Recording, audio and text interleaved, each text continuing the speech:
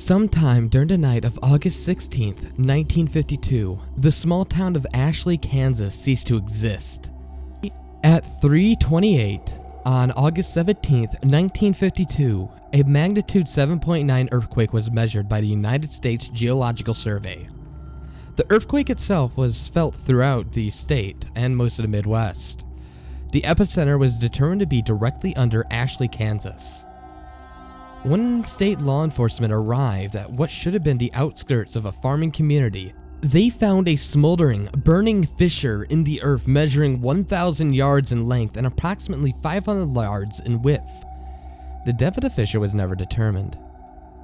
After 12 days, the statewide and local search for the missing 679 residents of Ashley, Kansas was called off by Kansas state government at 9:15 p.m. on the night of August 29th, 1952. All 679 residents were assumed to be dead. At 2:27 a.m. on August 30th, 1952, a magnitude 7.5 earthquake was measured by the United States Geological Survey. The epicenter was situated what was under the location of Ashley, Kansas. When law enforcement investigated it at 5:32 a.m., they reported that the fissure of the earth had closed.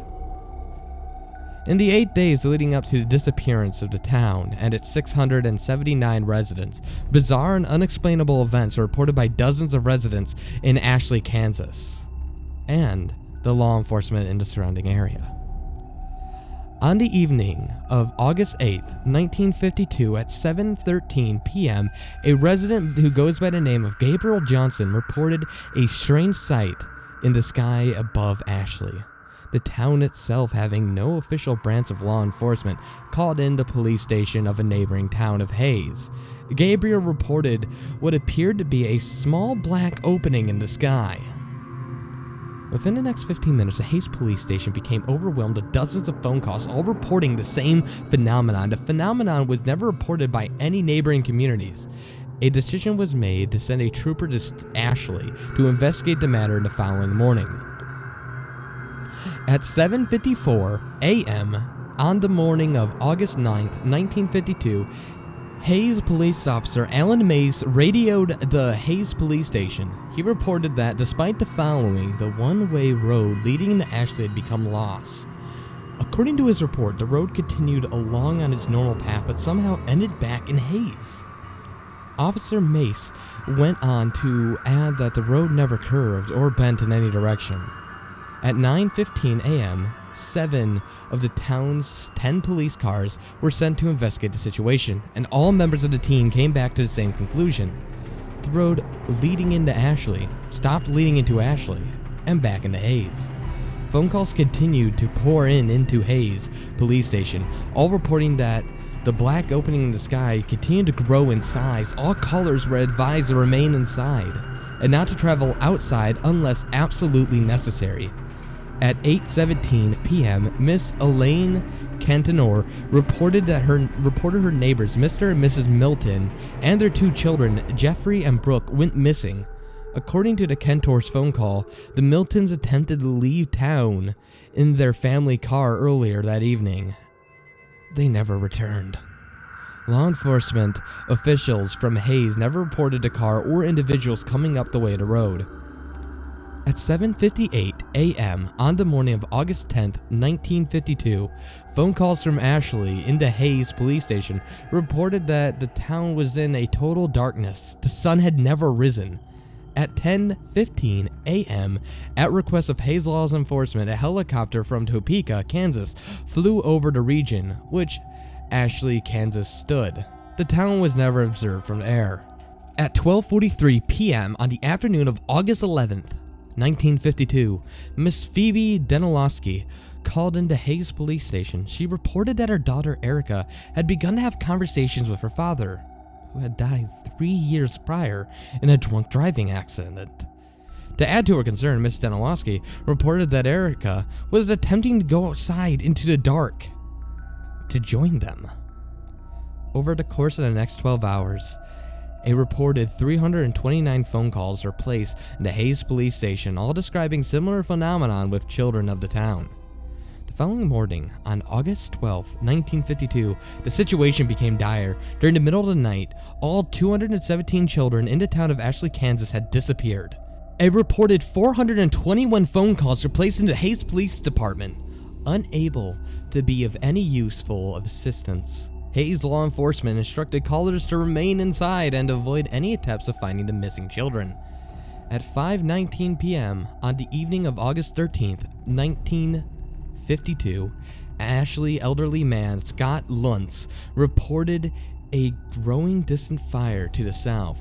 According to his description, the fire seemed to turn the distant black into a bright red orange that seemed to extend high into the sky. Throughout the rest of the day, calls continued in, stating that a fire, in addition to moving north, now seemed to come out of the black sky. No fire was ever witnessed by any neighboring communities or law enforcement officials. The reports continued till 12:09 a.m. on the morning of August 14th, 1952. The last phone call, placed by Mr. Benjamin Edcott, reported that a fire in the sky had grown so intense that it had begun to appear as daytime over the town. The phone call had ended abruptly.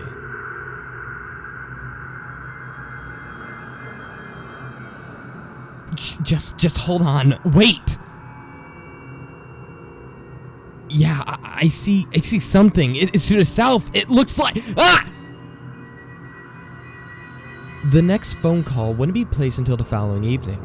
The following is the entire phone call in its entirety, to be received by the Hays Police Department in the town of Ashley, Kansas. It was placed at 9:46 p.m. on the evening of August 15th, 1952. In this recorded phone call, the officer on duty is Officer Peter Welsh. The caller is identified as Miss April Foster. Hays Police Department. Hello? Yes? Yes, hello? Ma'am, who am I speaking with? My name is April Foster. April Foster. Please, sir. Please come help me. Alright, what is happening, ma'am? Last night they came back. Ma'am, I'm gonna need you to... Last night, they came back! Ma'am, I'm gonna need you to calm down and speak clearly. What happened? Who came back? Everyone! Everyone? They all came back. They all came back in the fire. What do you mean, everyone? My son! I saw my son last night. He's walking down the street.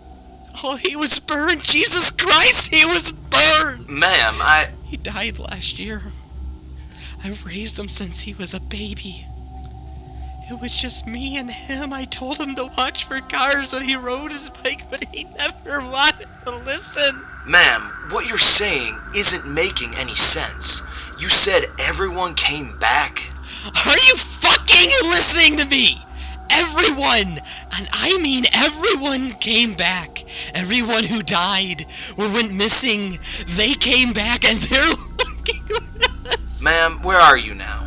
Are you safe? I'm hiding just like everyone else. We saw them coming through the fields, and some people opened their doors for them. God was screaming. I don't know what happened to them, but their house is caught on fire, and they caved in. I have my curtains drawn. I'm hiding in the closet right now.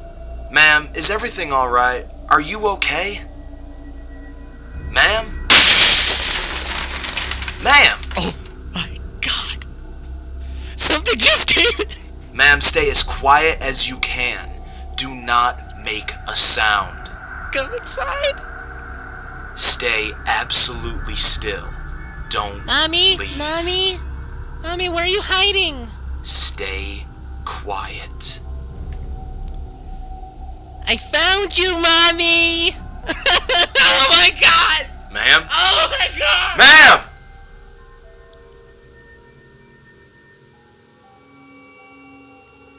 The following morning, at 6:55 a.m., the law enforcement of Hays Police Department arrived at the location of Ashley, Kansas. A smoldering, burning fissure in the earth was all that remained.